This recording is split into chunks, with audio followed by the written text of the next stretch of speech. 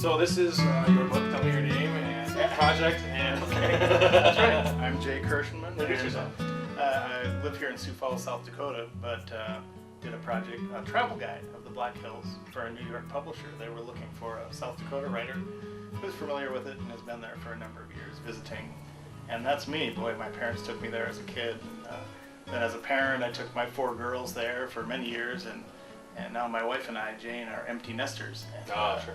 So now we get a little different angle with this going to Deadwood, you know, where we wouldn't have really taken the kids to the casinos and maybe some of the more fine dining. So this is a workhorse. It's not. I noticed there's some really nice photography books and coffee table type nice stuff out there. This I hope gets bent up and folded and stuck in the backpack. It's like mini reviews of each place in the hills. Attractions. If you're in a certain town, you can open it up to that town and find all the attractions that are worth a review, or maybe a warning. So you yourself went to all of these, visited every single one, Not gave your every review? single one. I've been to a lot over the years, and then with a couple of real intense several weeks this past summer, went to all the ones that I thought we missed. And then we have a lot of friends in the hills, and they gave us suggestions, like where would you eat if you were in Spearfish? And they said, oh, you got to go to Sanford's. So we'd go there. So some of these, a lot of them are first person, a bunch of them are through friends and acquaintances. Then the ones we absolutely couldn't get to, we did a lot of research online, and maybe not make it this time, but maybe in a future edition. There's a ton of stuff in here, although you want to point out something different about each one. Why would you want to go there? Why is this place interesting?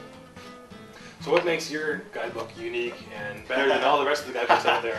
I did look at a bunch of them, and the biggest complaint on those same consumer review sites was they did it by a whole chapter of restaurants and a whole chapter of attractions. And so when you were in Spearfish, you had to flip through this whole book and try to figure out what was in Spearfish.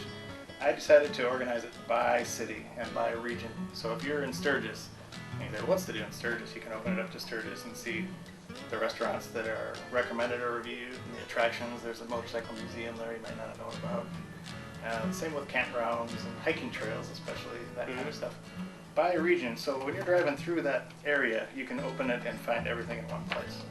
So this is hopefully something that will stay in print for a long time and will be updated Yeah. every year, every couple I of hope years. to convince the publisher that that's a good idea. Because restaurants change, hotels change, Exactly. and those Yeah. kind of things. So yeah.